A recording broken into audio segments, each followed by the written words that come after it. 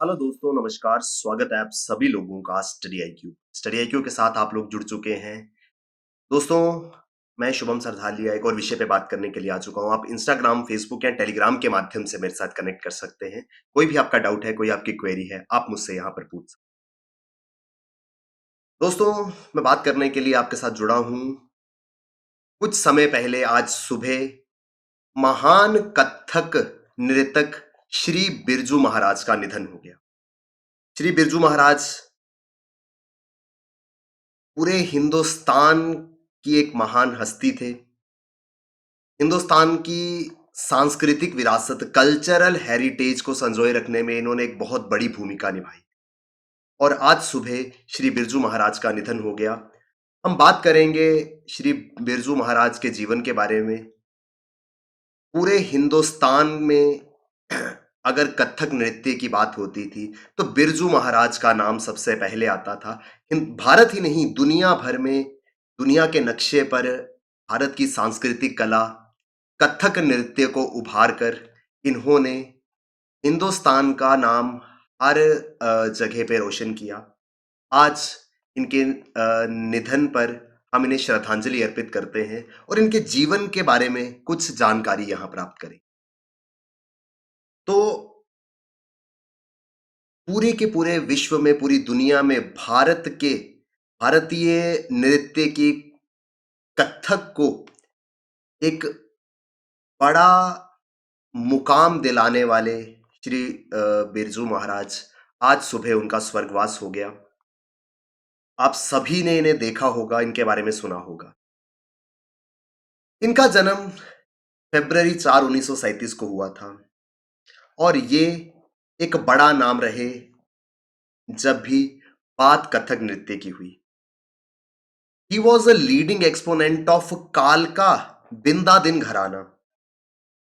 कालका बिंदादिन घराना जो कि कम्युनिटी ऑफ म्यूजिशियंस है, एक विशिष्ट संगीत शैली साझा करने वाले संगीतकारों का एक समुदाय, उसे घराना कहा जाता है। तो लखनऊ के कालका बिंदादिन घराना से संबंध रखते थे श्री बिरजू महाराज। 4 फरवरी 1937 को इसका जन्म हुआ था और इनका जन्म एक प्रसिद्ध कथक नृत्य परिवार में हुआ था। यानी कि सिर्फ बिरजू महाराज ही नहीं, इनका पूरा का पूरा परिवार जो है वो प्रसिद्ध कथक नृतक जो थे वो माने जाते थे। छोटी ही उम्र में, बचपन से ही इन्होंने अपने पिता श्री अच्छन महाराज के साथ नृत्य करना शुरू किया। इनके पिता भी एक प्रसिद्ध कथक डांसर थे। लेकिन जब बिरजू महाराज मात्र 9 साल के थे, इनके पिताजी का देहांत, इनके पिताजी का स्वर्गवास हो गया। अपने पिता के साथ में नृत्य की कला को सीखना इन्होंने शुरू किया और उसके बाद अपने ही चाचा, जो प्रसिद्ध नृत्य स्वामी थे, श्री शंभू और श्री लच्छू महाराज, उनके साथ में इन्होंने अपना नृत्य करना शुरू किया। तो 9 वर्ष की आयु से पहले इन्होंने अपने पिताजी के साथ में नृत्य सीखना शुरू किया। 9 वर्ष की आयु में पिता के देहांत के बाद अपने चाचा के साथ में नृत्य की कला ये सीख रहे थे और 13 वर्ष की आयु में ये इतने कुशल हो गए कि इन्होंने बतौर नृत्य शिक्षक एक नृत्य कला एकेडमी को ज्वाइन किया। यानी कि 13 वर्ष की आयु में ही ये दूसरों को नृत्य सिखाना शुरू हो गए और 13 वर्ष से जब इन्होंने नृत्य सिखाना शुरू किया, 13 वर्ष से 28 वर्ष की आयु तक आते आते इन्होंने इस नृत्य शैली में महारत हासिल कर ली थी और इसी वजह से 28 वर्ष की आयु में इनको भारत के संगीत नाटक अकेडमी, जो एक राष्ट्रीय अवार्ड है, म्यूजिक, आर्ट और डांस के क्षेत्र में दिया जाता है, संगीत कला और नृत्य का राष्ट्रीय पुरस्कार माना जाता है, तो प्रतिष्ठित संगीत नाटक अकेडमी पुरस्कार इनको 28 वर्ष की आयु में मिला।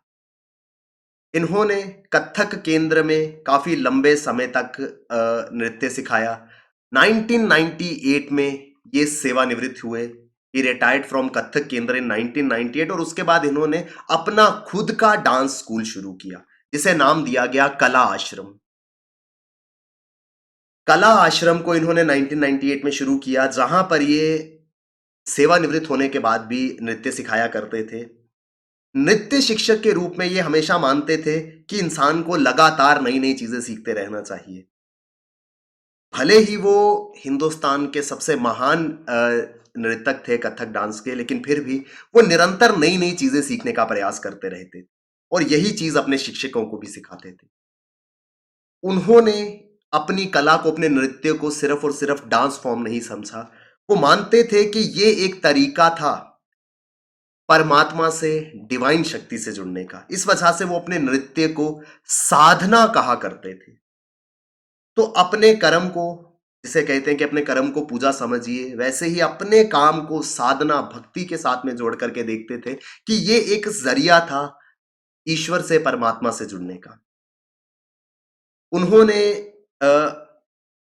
एक नृतक के रूप में काम करने के साथ साथ एक रिनाउंड कोरियोग्राफर के रूप में भी काम करा। He worked as a renowned choreographer in many Bollywood films.